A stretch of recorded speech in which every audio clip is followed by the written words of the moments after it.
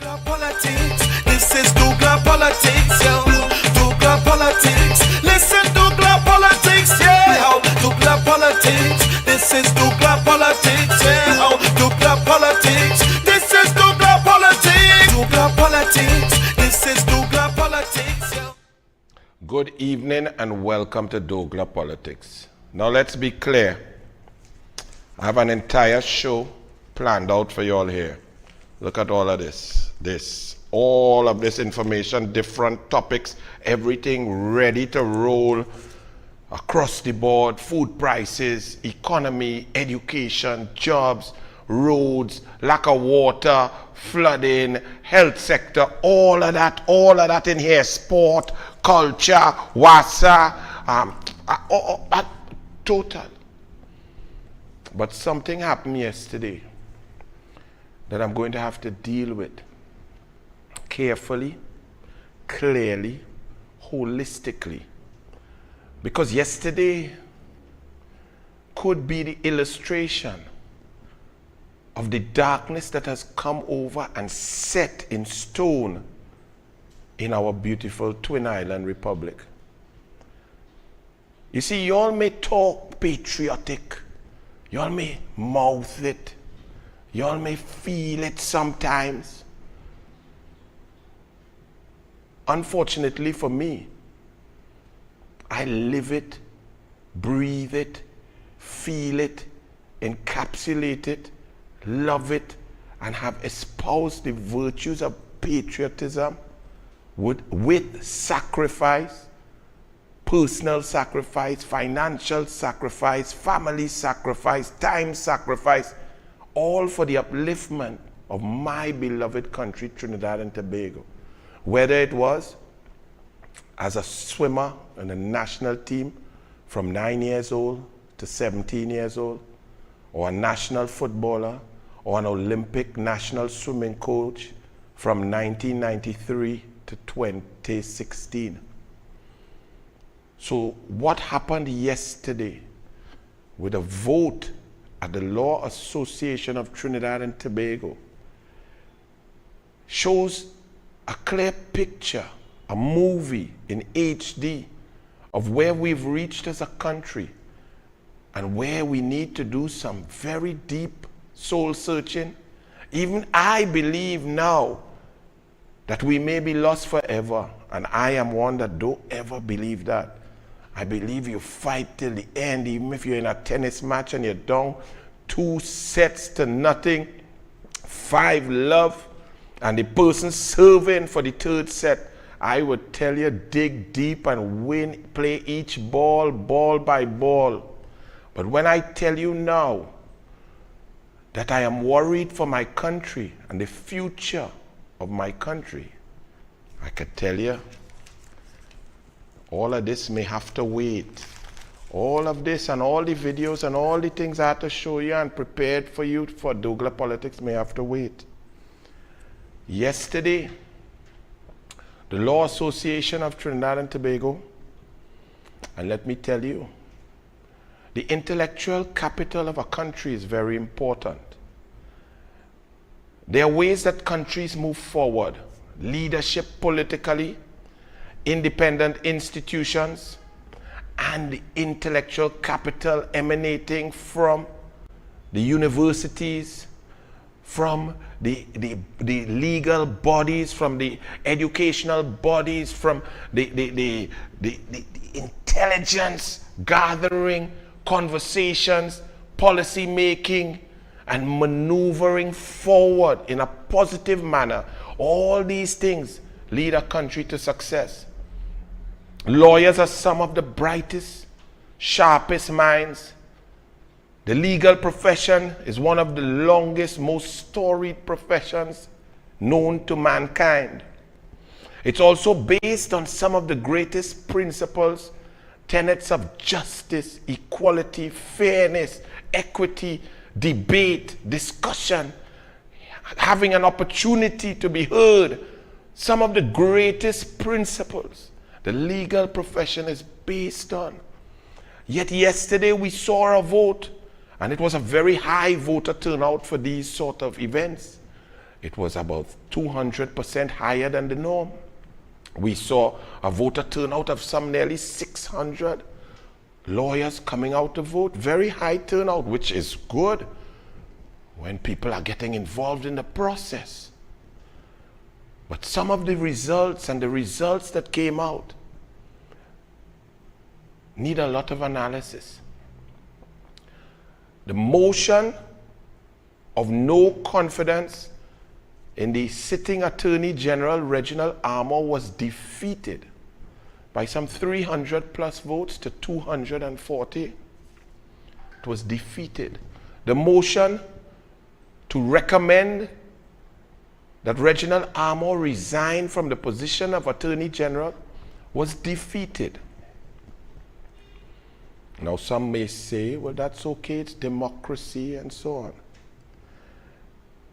Let us understand clearly that of which we speak. And let me remind you of what we're speaking about. Because many issues, there can always be many sides and interpretations of different issues. But what cannot be debated is pure fact.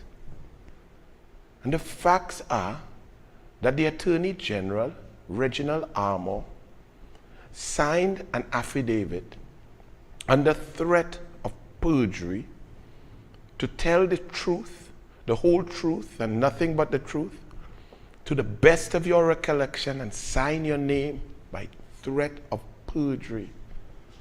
He signed an affidavit flush with falsehoods.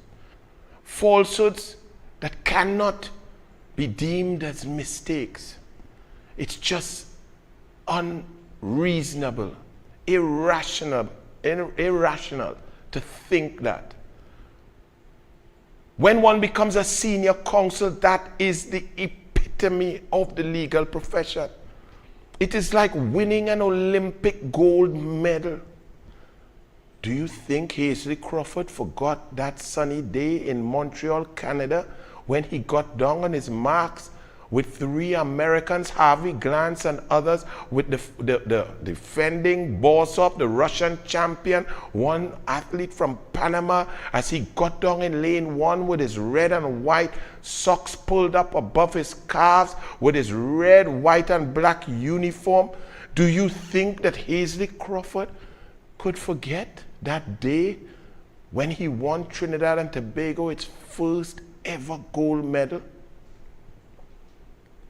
That is similar to an attorney becoming senior counsel. Reginald Armour lied in his affidavit, stating that he was junior counsel. He lied, saying that he took no real part and was a mere note taker.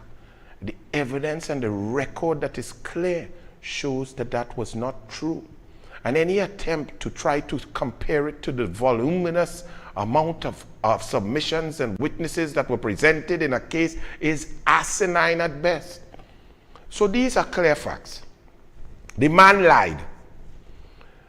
The profession, the legal profession, is governed by a code, a very serious, critical code of ethics.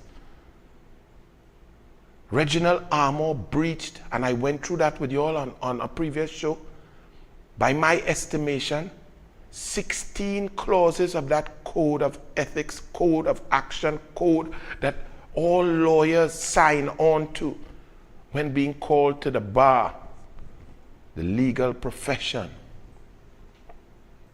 Yet 300 lawyers and more saw it fit to say that even though the Attorney General lied on an affidavit, even though he lied several different times on the same affidavit, even though he took no steps to recant or to clarify the record, even though the proceedings went ahead and his affidavit was part of the proceedings, even though he was representing Trinidad and Tobago, our red, white, and black flag, as the titular head of the bar, the person who should uphold the law at a higher standard than anyone else.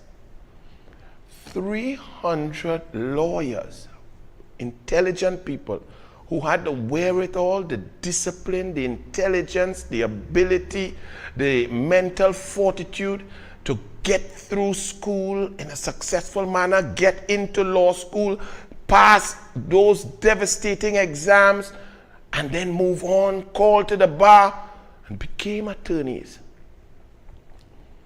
300 of them said, that's okay. Even though the Attorney General, who at best, made some of the gravest errors, miscalculations, and stupid mistakes in the history of Trinidad and Tobago's jurisprudence, that they have confidence in a careless person. Let's put it at its lowest level. Let's say he did not intend. You cannot take your mind to say that he intended to lie. Even though he went through in great detail and you could see, he made a pathway to downplay his interaction with the then clients. Why would he do that? When it's very simple. If you defended a client, end of story. Don't get involved in anything. From the time you see the file, no. Woof, woof, move that. That's what should have happened. And every single lawyer who voted against the motion of no confidence knew that. They know that. Everyone who voted that they did not lack confidence in the Attorney General would not make the same mistake. I put it to you that in their collective careers, let's say 300 attorneys at an average of 7 years per attorney, some might be 25 years, some might be 2 years, that they have never signed, sealed, and delivered an affidavit about their personal involvement in any case involving also their qualifications and critical times in their lives. That was false. Yet they vote to show confidence in someone who's above them, who's done something that they would never do and have never done and will never dare do. So then you have to ask yourself the question, why? Why? Now keep in mind, if you all recall, when they fired Faris Al-Adans and they put this gentleman, I said, and I quote, at least the PNM have an intelligent attorney who has a track record and maybe they will bring good law to the parliament now so we can debate. That was my position. He's a PNM, yes, so I don't like that. I don't like nothing with PNM. But that was my position. My mother, God rest her beautiful, brilliant, strong, amazing soul, mentored this gentleman day in, day out at her law firm while we did our homework before swimming practice. So I have nothing personal against this gentleman. In fact, I am shocked. I was shocked when these things played out. I couldn't believe it. I couldn't wrap my head around it. Yet the vote went, 300 attorneys said, we have confidence in that. And you, the people, must ask yourself why. And why am I saying you, the people? Because you're not attorneys, not all of you. But your country rots from the head. And if the most disciplined, the most intelligent, those who made it through law school, there's a reason why you pay lots of money to lawyers and surgeons and so on, because it's difficult You have to really have all the tenets and characteristics to get into these professions. It's not easy. And all of them who make it deserve respect. But when you have been through all of that and shown the discipline, the intelligence and the stick-to-itiveness to become an attorney, handle yourself well, carry yourself and serve your clients to the best of your ability and not lie on affidavit. What makes you go as a man or a woman, knowing full well, reading every word, knowing the transcripts, knowing the statements, knowing that Attorney General Amor lied on his affidavit, and you vote to say, no problem, that's just an error. I have confidence in him being the tippy top, the tip of the spear of the legal profession to make laws and guide the path of Trinidad and Tobago, my country. How do you do that? Why? Wayne Sturge says, today, every single person who spoke in support of Amor admitted their friendship with him. I can say without fear of contradiction that almost every single one of them received state briefs but didn't disclose that. By not voting in support of the motion to call for the resignation of the Attorney General, the membership of the Law Association has now lost the moral authority to pronounce on any issue which touches and concerns integrity and morality. The membership, by its vote, can no longer hold itself out as a paragon of virtue, but a microcosm of a morally depraved and corrupt failed state. This is not the profession of Carl Hudson Phillips or Frank Solomon. I salute the Canadian lawyer and the local Chinese Trinidadian lawyer. U.S. criminal lawyers will always have work. Now, leave that there. Wayne Sturge brings up a very valid point there.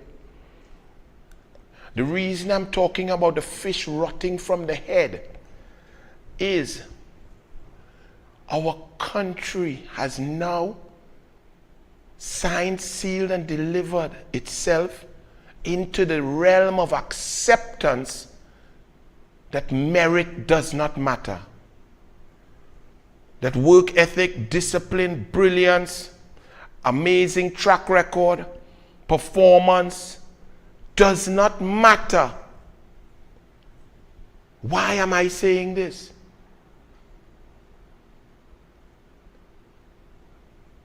Everyone gets briefs. So power was brought, pressure is brought to bear in enough numbers to take the reasonable man to an unreasonable position. The only explanation is seeing that the government is the number one employer of the legal fraternity, the number one in payment of fees to lawyers, the number one in the dissemination of legal briefs and jobs throughout the legal profession, that one can wonder how such an illogical decision was made vote by vote. But this is where it pains me, because it means that even you, the lawyers, the disciplined, intelligent, exam passing, amazing lawyers, lack the confidence in your own ability to get briefs fair and square because of performance. Soak it in. Soak it in clearly. Merit, and I come from a world of merit. Sport, that's why I love it. Except for the drug cheats, and they get what they're due to them.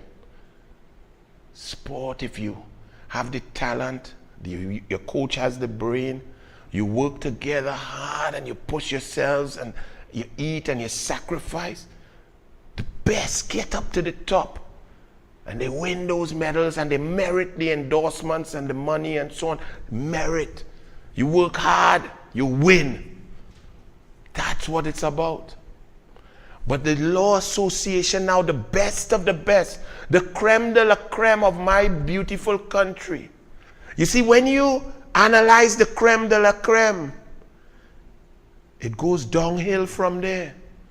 So if the creme de la creme is rotten at the top with sour milk, then we are lost.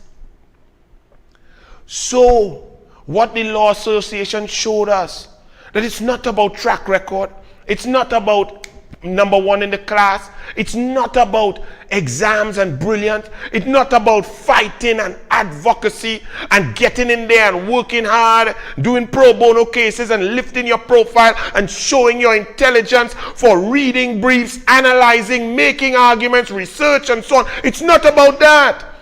You have all capitulated to the PNM, which is, I don't care how bright you are. I don't care how disciplined you are. I don't care how hard you work. I don't care how many cases you won. If you want money, come lick my bamsi.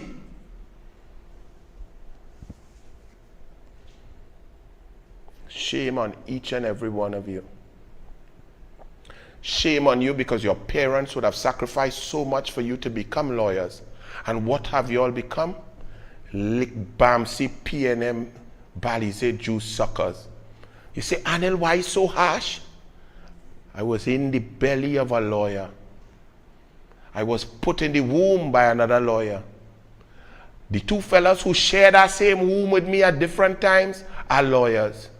My son will be a lawyer next year. My sister is a lawyer.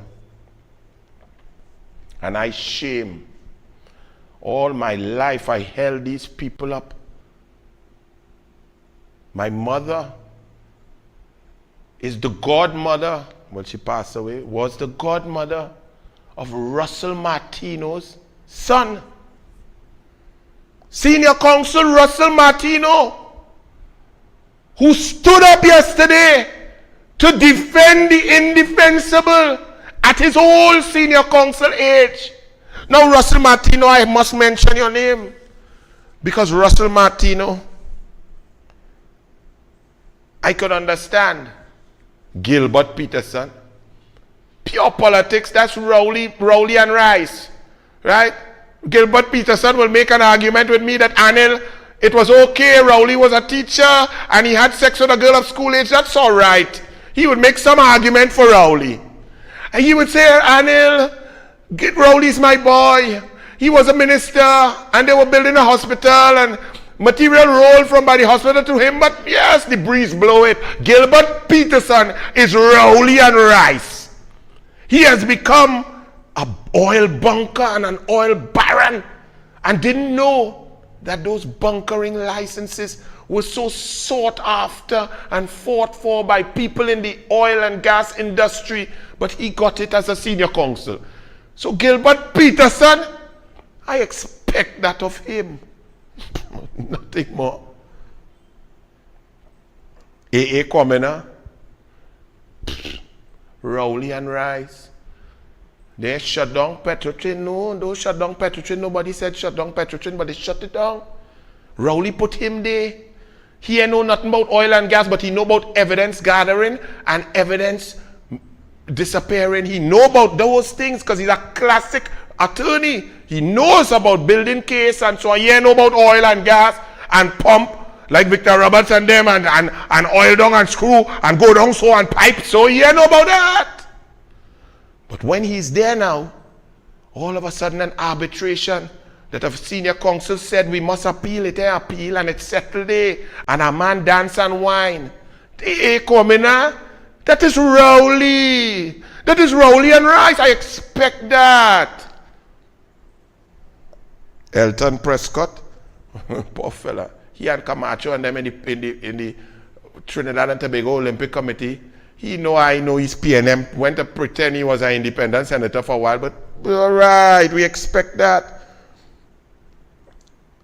Ravi Nanga, Wasserman, who we saw in the, trying to lie and defend Rowley when I grilled him in the Joint Select Committee just earlier this year before Shepherd was there, and then Ravi Nanga come to help Shepherd, and now Shepherd get bust throat. I expect Ravi PNM Nanga was a chairman. Oh yes, Bali said that's okay.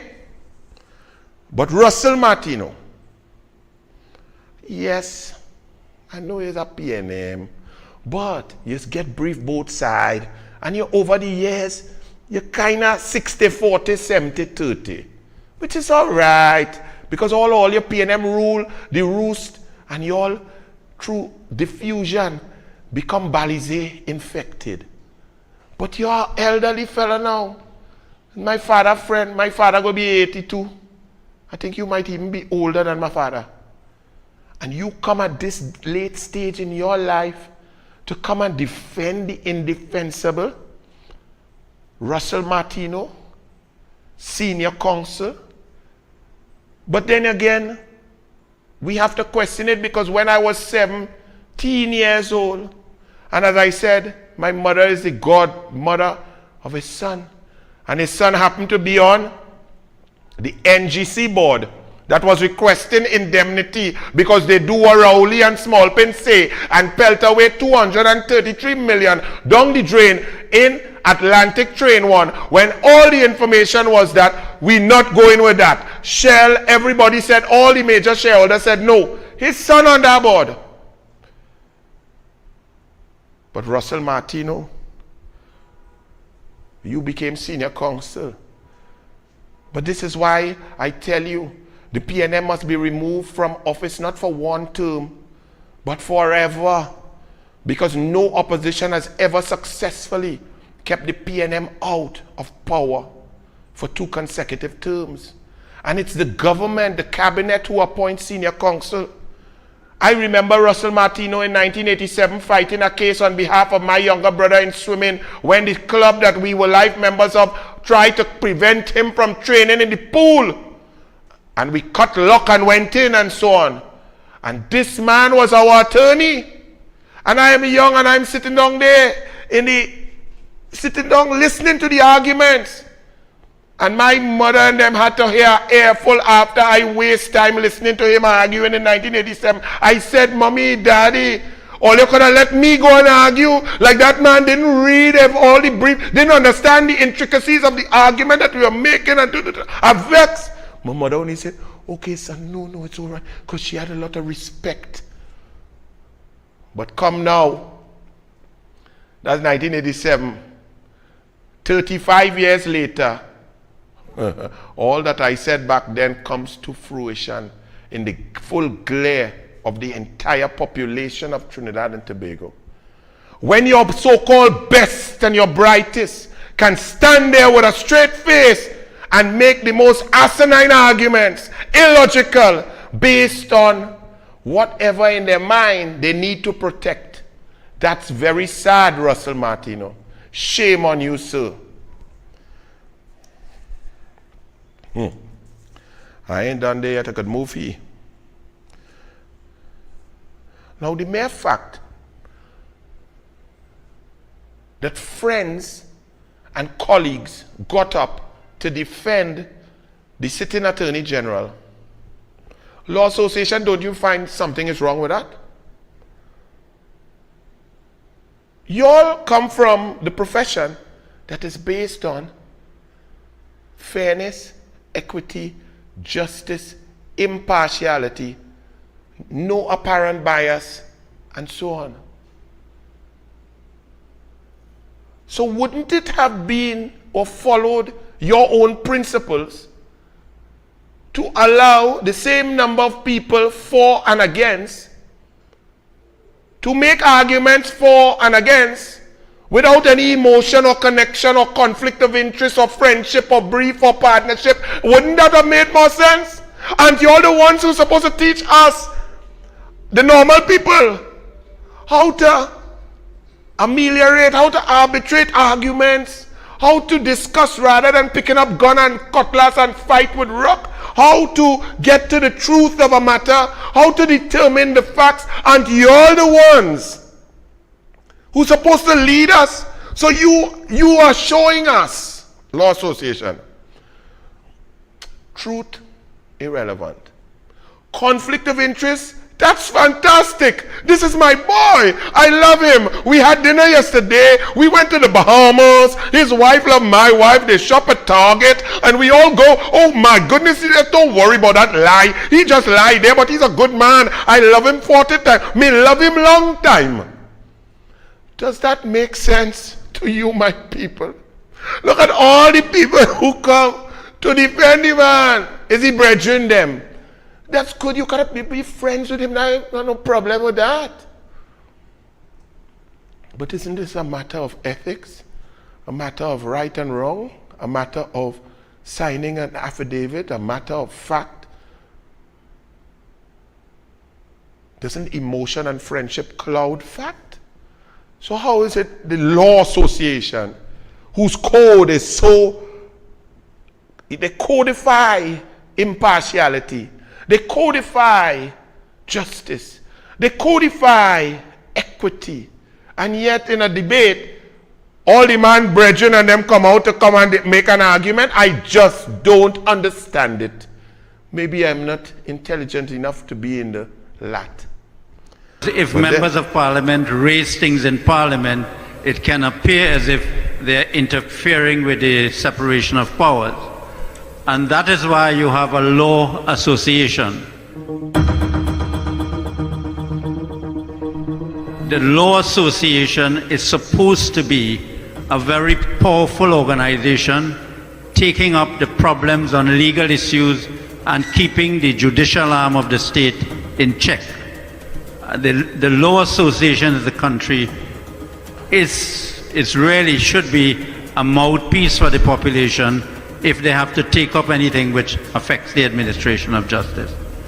So really and truly, this may be a time in the history where you need a very strong law association, but you also need a very strong legal profession.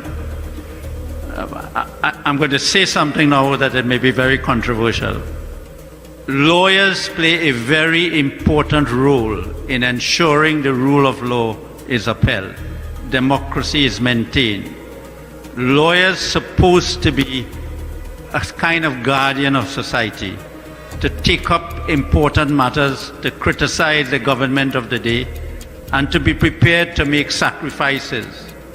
And that is why in the olden days you had probably many more lawyers getting involved in activities.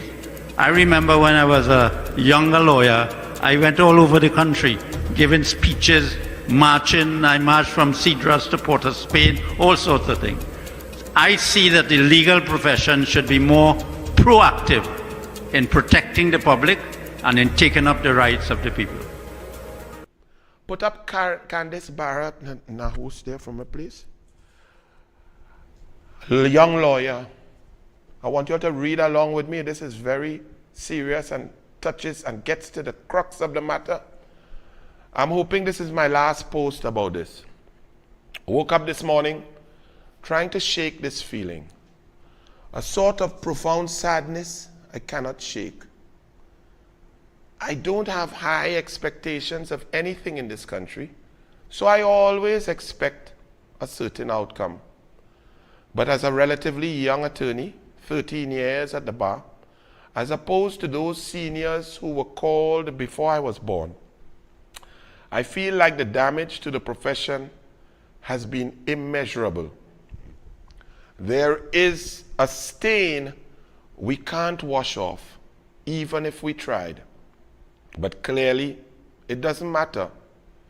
Who cares about public perception or public confidence?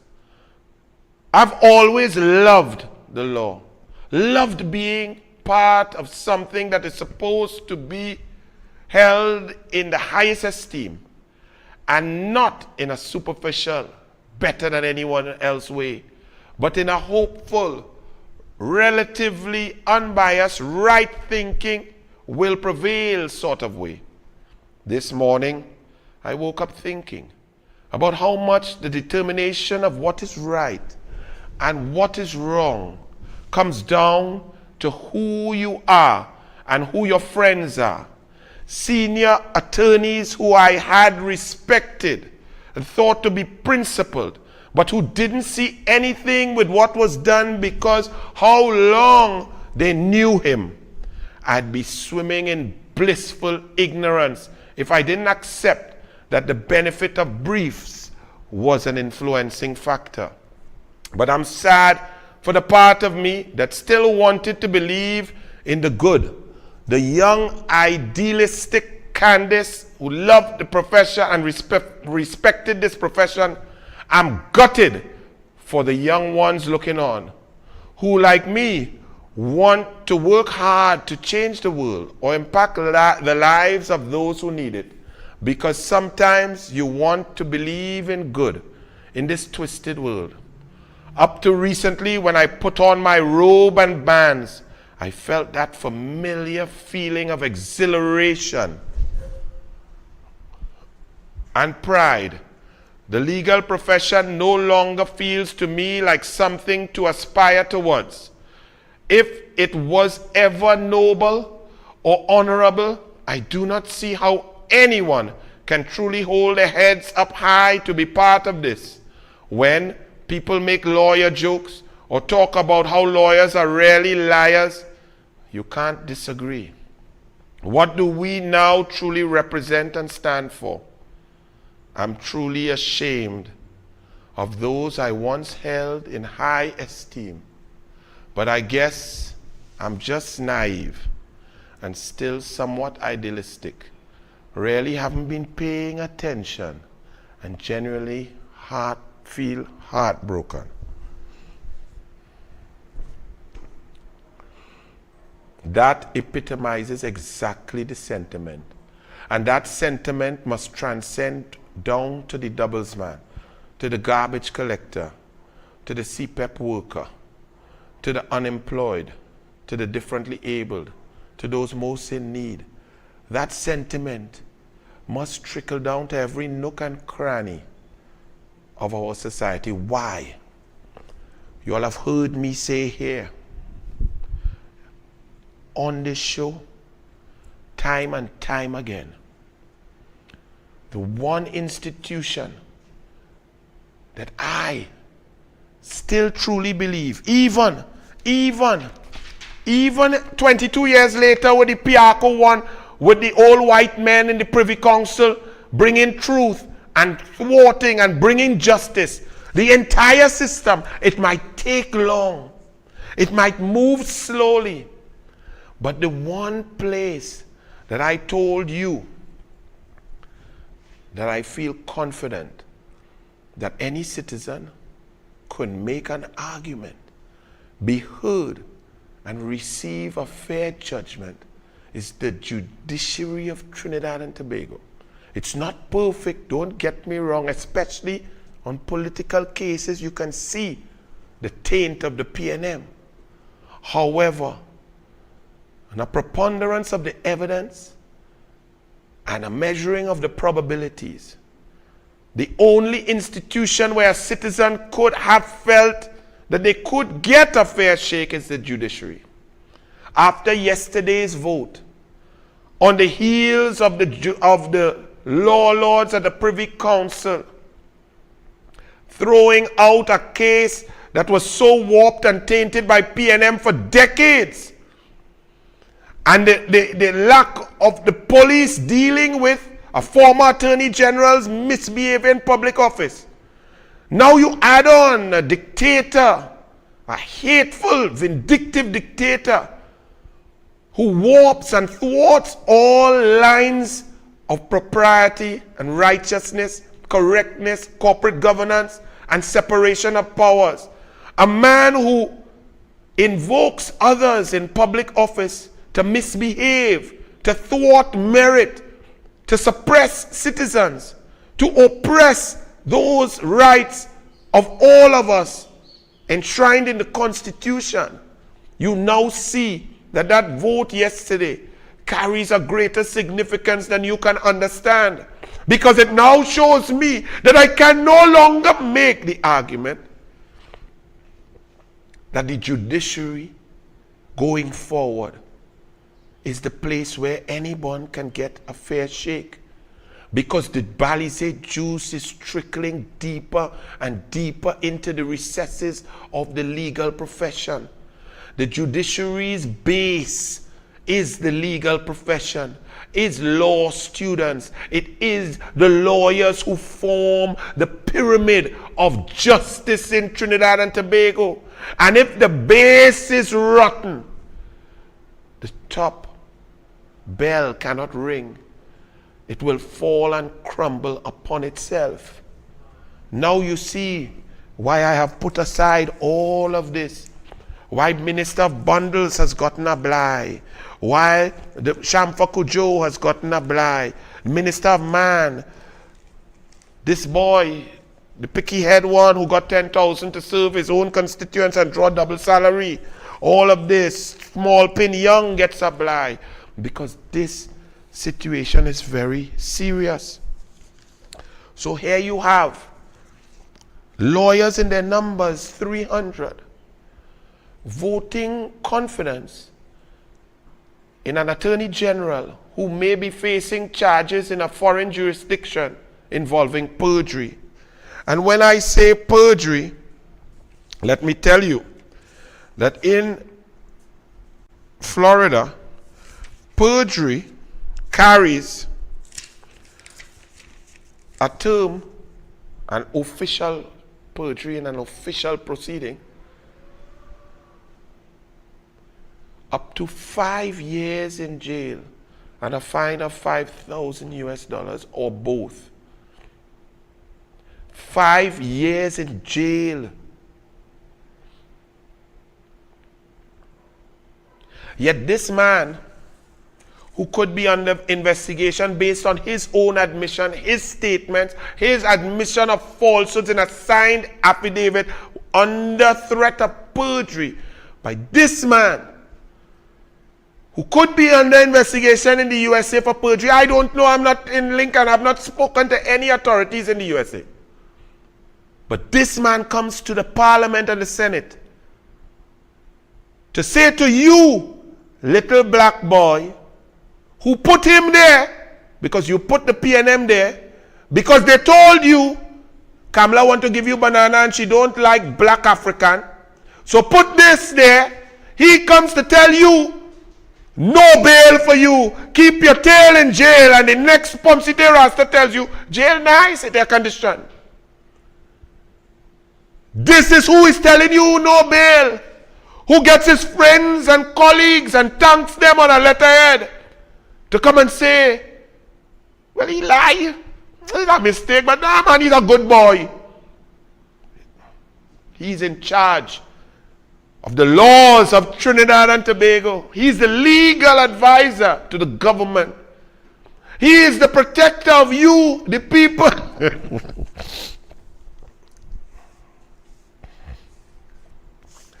By my analysis, his actions breach Part A of the Code of Ethics of the law profession. And you all 300 lawyers, go and read your own Code of Ethics for yourself, like you all forget about it. Part A, sections 1, 2, 11, 12, 13, 44, 51, and 53.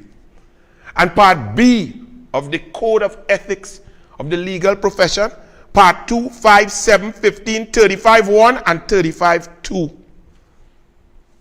And that man you all have confidence in. And that man has the arrogance to write on a letterhead thanking people and saying he is humbled.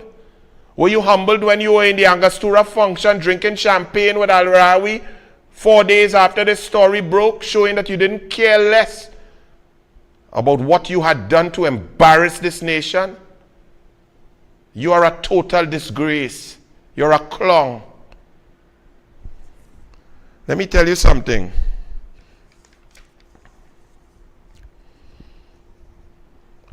Attorneys General have resigned in the Commonwealth. I didn't want to give you all, so many, but I did some research for you all. And I'm just going to put up one or tell you about one or two, just to make it interesting.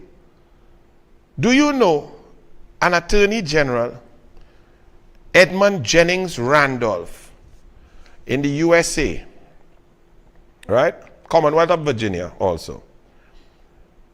I use this one because of the date. 1753, right, to 1813. Edmund Jennings Randolph succeeded Thomas Jefferson as Secretary of State on January 12, 1794. Like Jefferson, Randolph resigned from office. Randolph departed on August 20, 1795, following a struggle to maintain a policy of neutrality in the war between Great Britain and Revolutionary France. Accusations of corruption by the Federalists in President George Washington's cabinet, right? Now let me tell you something. This man was innocent. No evidence whatsoever. But just by the lies and the accusations, he decided to remove himself to protect the office, Secretary of State and Attorney General, in 1795. Why did I say 1795? Slavery was not abolished till when was slavery abolished in the U.S.? 1845 or something. Double check that date, right? So while this man is in a government promoting, encouraging, espousing, benefiting, profiting from slavery, the most dastardly, inhumane act ever perpetrated on other human beings, he have more class and caliber than Reggie Armour. He has more character and morals and ethics than Reginald Armour. This is a man who was in government during slavery.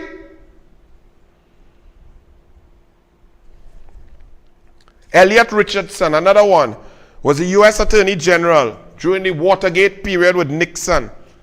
Nixon ordered him to fire the special counsel, Archibald Cox, right? He resigned rather than take that immoral instruction from his president. But this Attorney General and others in the cabinet and all of you law association who had nothing to say sat there while Keith Christopher Rowley went to the President of the Republic of Trinidad and Tobago to thwart a merit list that he got inside information had arrived. It arrived and the President then invoked another public official to misbehave in public office to withdraw that list instead of having it proceed under Section 123(4) of the Constitution to the Parliament. Anybody resign? Any law association say anything? Then you wonder why our country's in a mess. And you all are all shocked that bullet flying left, right, and center, South Key, Left Key, Upstate, Mova, Matlot, Labre, Sangre Grande, Couva, Charlieville, Carpetchima. You all are shocked.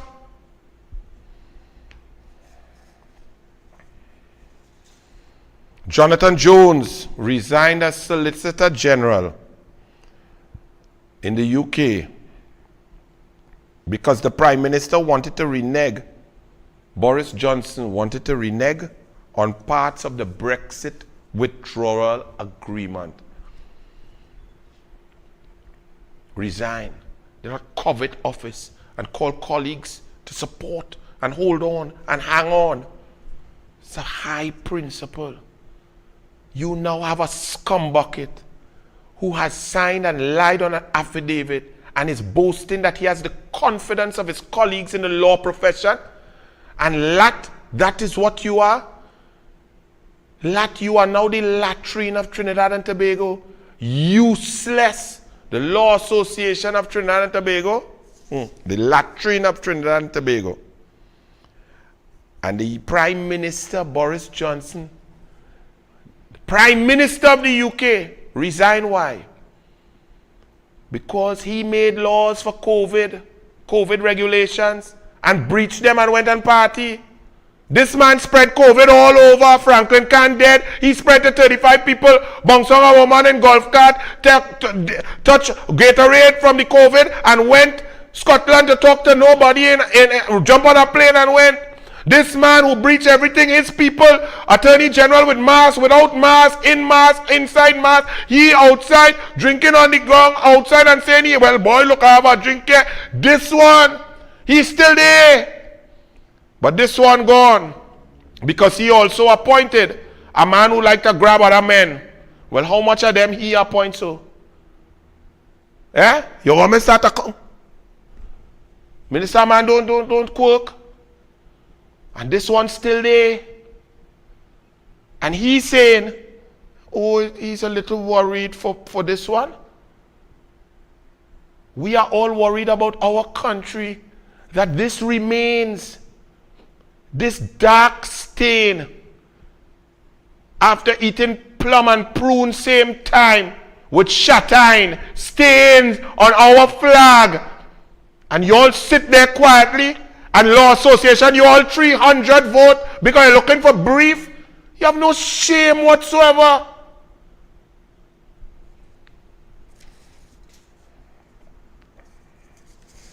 $300. There was a movie, Archie, called 300. Move these two clowns while I talk about Spartans. There was a movie called 300. Where warriors of high morality, ethics, loyalty, togetherness, and teamwork, protecting their lands and their families, their farmlands, from the marauding, thieving hordes that were coming by the thousands. 300 of them stood and fought valiantly for an inordinate amount of time. Well, now we have the 300 LATT. Disgraceful, eat our food, no cojones, spineless worms, unpatriotic, selfish neophytes. That's the Law Association and its membership. You might find I'm harsh, but my mother taught me, to whom much is given, much is expected. While you may not agree that anything was given to you, you worked hard to become, yes, but you worked hard to become lawyers, to be called to the bar. You signed your code of ethics and your professional code of conduct, and then you go to vote. Confidence in a man who broke the basic principle of truth, of honesty, of integrity, of morality. How do you justify that? Please, I want to hear. Don't come and tell me. I'm listening to everybody. Don't come and tell me, oh, he's a good boy. I know him a long time. I'm sure the 8 police who now charge from 2018, when we watched the video with the fellas in the gold wetman teeter and the hand up, and I tell you earlier, but if the man in the back had something in a bag, how come all 3 dead? You don't miss a target by 2 foot when you're standing up over them and have cover. Remember I went through all that? I asked you all what they was picking up off the ground, and Stuart Smallpin and the PNM say, them black boys across the country, them don't know how to revolt, them don't know how to riot, them can't be vexed, they don't understand nothing. Is the UNC pay them to protest? You all remember that? Well, let me tell you something. One must understand why this is so painful, for me especially. Because I must say that I have held lawyers in such high esteem because of the way we grew up. We didn't grow up with choices. You could be an accountant, a teacher, a professor, a businessman. Well, you could be a businessman also, a doctor. All we know is study hard, be bright, you have to get into law school. End of story. Select subjects on the path to law. End of story. No discussion. Never was a need for discussion. Willingly, ably, moving along. Looking and seeing and learning. Carl Hudson Phillips, Solomon, even Russell Martino, Ewart Thorne, Alan Alexander, others, attorneys all around, brilliance.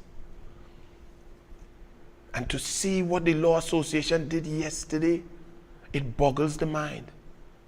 Because you're supposed to, through your studies, not only get knowledge, you're supposed to develop some sort of character, some sort of principle to stand by.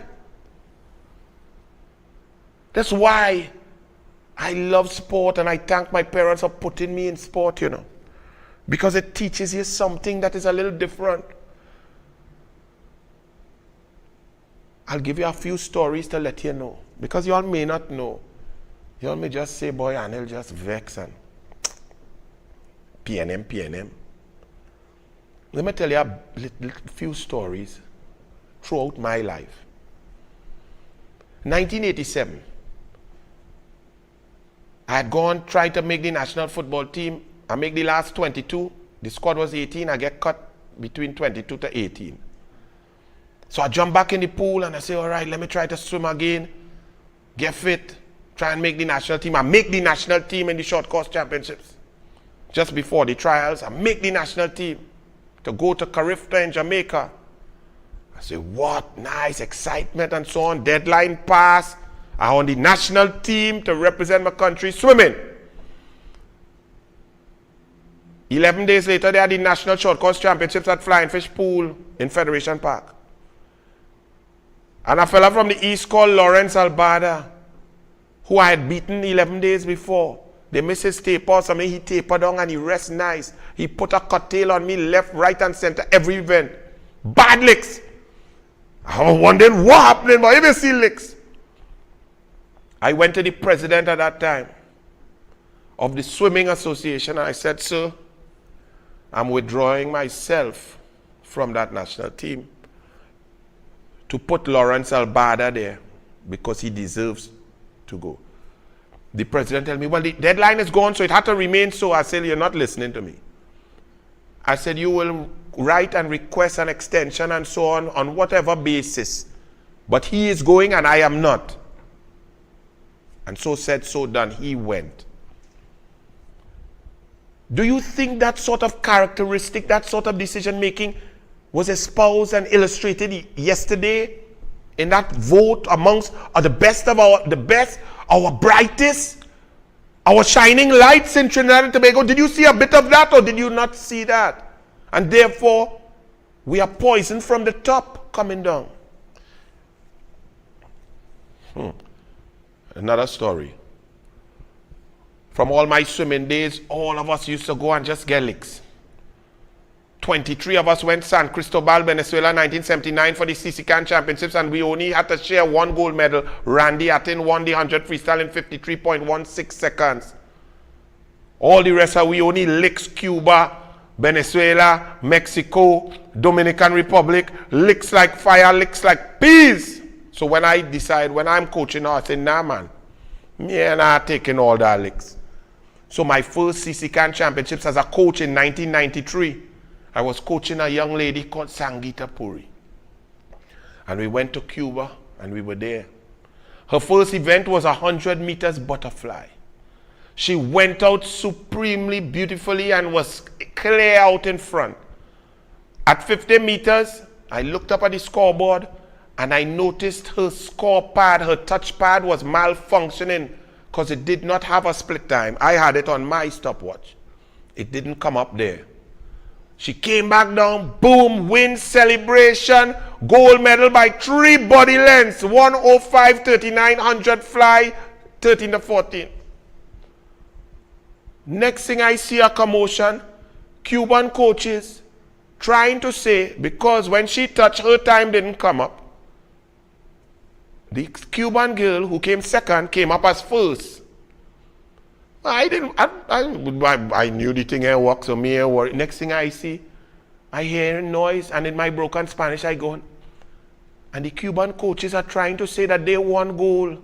Now them just see the same race everybody see, and see my girl beat them girl by 3 body lengths. It's nothing, you can't miss it, okay? It was licks all the way back. And I was in total shock and could not believe. I was speechless for about 4 seconds, then I start. But luckily, there's something called backup timing on the electronic system, and it had Sangeeta's time in red, and it was there. But the mere fact that people could try to cheat like that, I could not understand it. But now I'm beginning to understand that it is more normal. Because from the vote yesterday, it is clear that a lot of citizens, a lot of people, no matter how intelligent, are like those Cuban coaches. They don't believe in merit. You want to take anything, you don't deserve it, take it. You take it, yeah, come on, give it, you stay there, give me more thing. That is a sickness. What is wrong with merit? Competition is great. I remember my big daughter, who's now going to be 25, she was playing tennis, her first little tennis tournament on Tranquility Courts. Way back, I think she was like 10 years old. And she is one tough little cookie. And next thing I stand up upstairs, they talking and chatting and matches start. And next thing I look, I see in my little daughter going, I said, but what madness is this? This child don't cry. So I gone down, I didn't want to go because I don't know, you're not supposed to coach and thing, but I want to know what my daughter crying for. I said, Becky, what happened? Daddy, she cheating. And I just rocked my head back because I had forgotten to teach my daughter that some people cheat. So she was here playing a tennis tournament and got her first experience with cheating, meaning the ball in, the girl saying it out. The ball out, the girl saying it in. But I couldn't coach, I couldn't do nothing. I said, look at me, I just watch her. Look at your papa in the eye, look at me. She watched me. I said, she is cheating? Well, beat her. She beat her, fall love, all right? But that is just to show you that certain things are never on your mind, but yet the reality slaps you in the face. Yesterday, the Law Association and the lawyers, the 300, slapped the entire country in the face.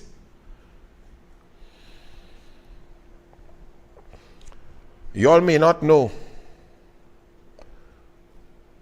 I'll leave that story for last. 2 more stories. I had an athlete. I'm giving you these stories to let you know how sickened I am by the 300, because you cannot tell me you voted because lying is okay.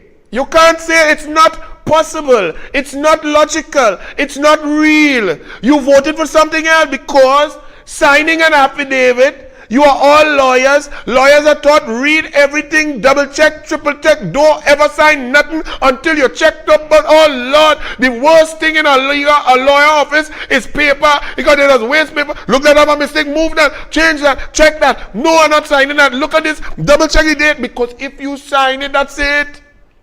That's Lord, that's the legal profession. So you can't tell me that 300 lawyers now say the basic tenets and skeleton of our very existence we don't agree with. We have confidence in the titular head of the bar being a careless idiot. At best, he could be a malicious liar too. But let's take it at what he say. Careless, okay?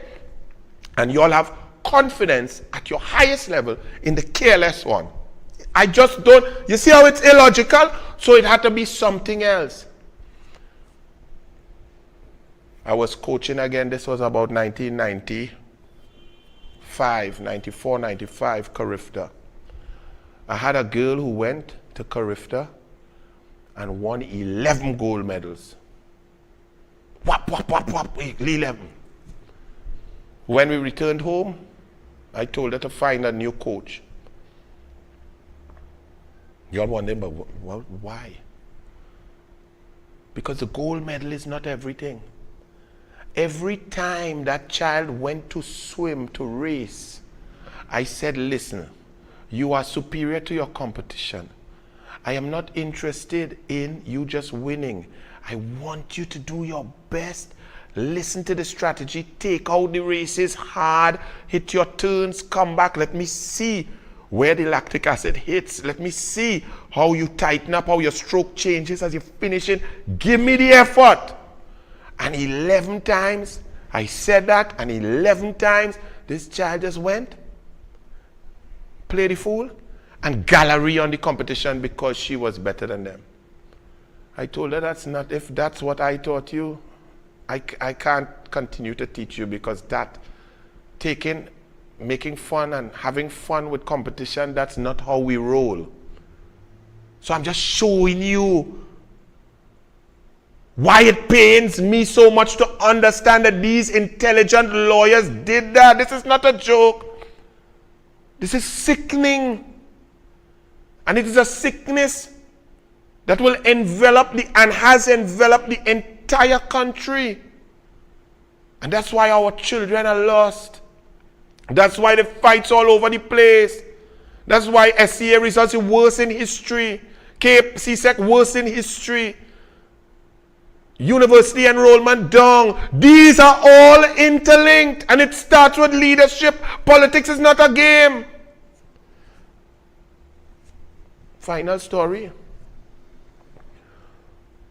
My family and myself swimming and dreaming, all those athletes, all the Olympians, 8 different world-ranked top 100 swimmers that I created. We never had a home base.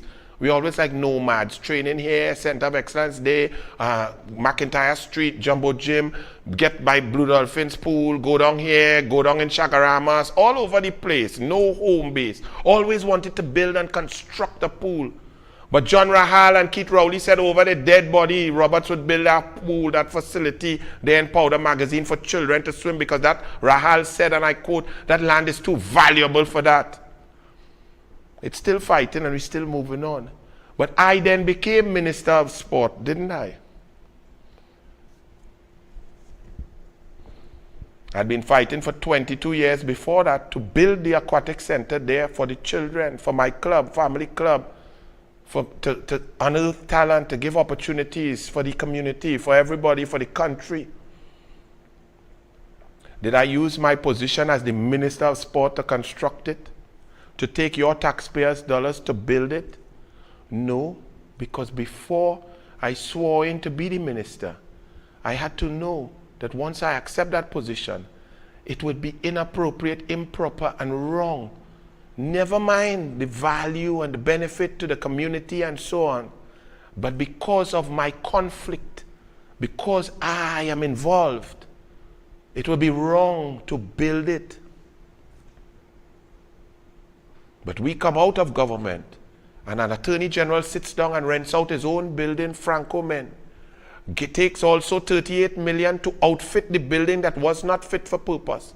Makes people move out of another building that was fit for purpose and move into his building and still collecting rent there. And you all say that's okay. And yesterday now, the legal profession has joined the cesspit of PNM conflict, recusal, nepotism, and corruption. That vote yesterday was corrupt. And it is sad. And they are celebrating. The Attorney General is writing on your letterhead celebratory congratulations, press releases, thanking people for the confidence shown in him. We are the laughing stock. And just as I go, let me tell you something. This is what the Guardian newspaper does. Archie, if you could zoom in, please zoom in. After all that I have said and explained, the Guardian newspaper, a national newspaper, knowing full well the full facts of the matter, knowing and having read and understood the code of ethics and responsible conduct of the legal profession, understanding the seriousness of an affidavit, knowing that the information was false, knowing that this man put his signature on that, know that he put that in a court of foreign jurisdiction. The Guardian newspaper prints armor strong, celebrating a man who could be investigated and charged in the USA for perjury, a man who admitted to lying on an affidavit. Armor strong. Pull back the Archie. That's what they print. Promoting, supporting, espousing this nasty, disgusting, disrespectful, nonsensical, careless at best behavior, rather than saying, shame, Law Association, resign, Armour now. They come out to say Armour strong. I want that to soak in, you know. And the boss moves against AG, defeated. Motion to resign against. No confidence motion, defeated against.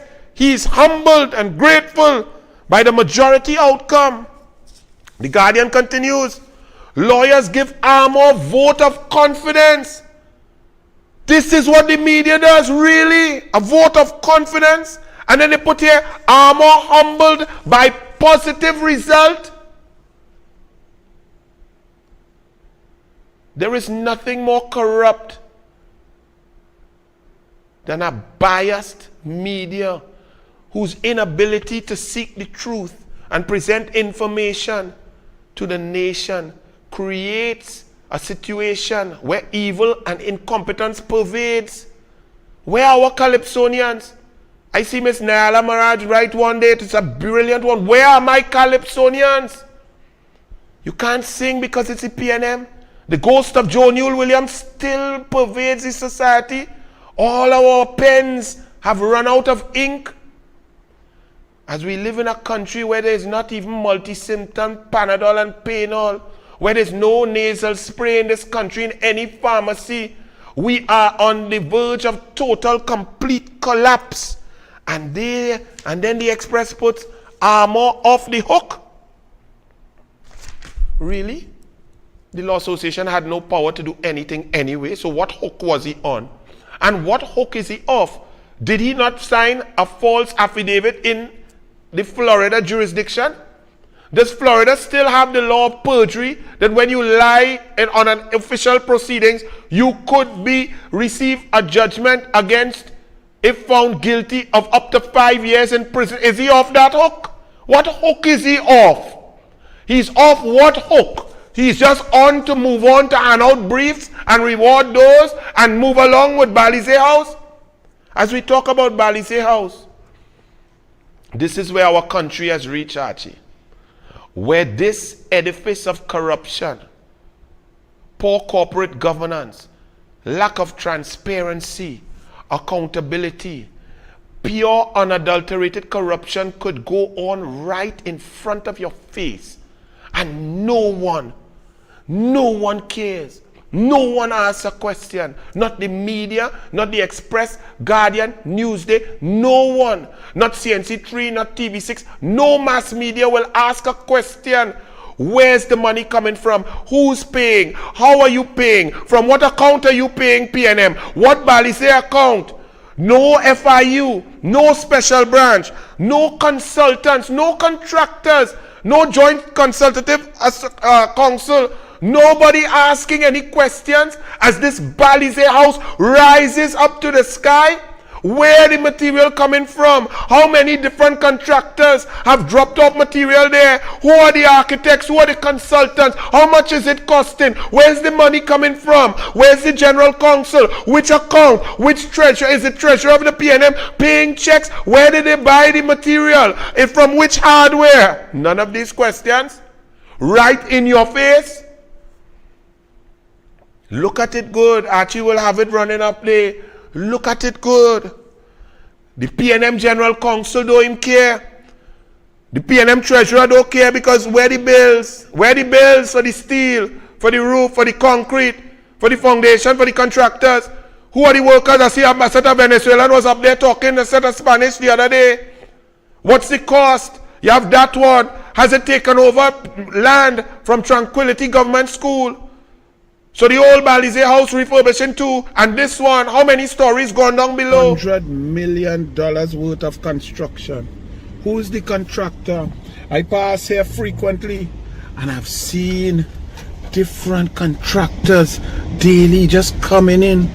Is this the PNM Balizé landed? Is it? What is the lease say? Can this old Balize house exist with the new structure, or does the lease say that there's only one building per plot of land? So everything crumble, but Balize house and the PNM rising. Well, you go ahead, vote race. And that's what's allowed to go on when all institutions and all good people, their brains get thwarted because of Balize juice, because of corruption, because of desire to win contracts or to be rewarded contracts, because winning is not important anymore, merit is not important. Where are the questions? Who are asking the questions? All you answer the questions. And when you ask about LATT, Rowley come to gallery up on a report about LATT. Rowley, you did not get off no LATT. Monica Barnes, our integrity commissioner, made an error in not notifying you about the investigation report and final report which was going to the DPP, and therefore it was quashed based on that technicality. And since then the police have refused to restart the LATT investigation, but there was lots of information so great, so vast, that the Integrity Commission thought it sufficiently potent to send it to the DPP. So you come to gallery because of a technicality, Rowley? Well, Rowley, what was LATT? LATT was what? Gravel and material and so on, rolling from a hospital government project to somewhere by you, Rowley? Well, what material is going up in Balize House? Where's that coming from? Where the steel, the concrete, the gravel, the sand, which contractor, who's the consultant, who's the architect, where the bills, who paid them, where the receipts, from what Balize account, from what PNM account? We saw the raffle that did not sell. Rowley was by price mat with Fisher Lines for 3 hours and sell 4 tickets. Is that the money? Is that equivalent to 120 million and counting? Where's the value? Where you getting the money from? Right in your face. That's where we reach.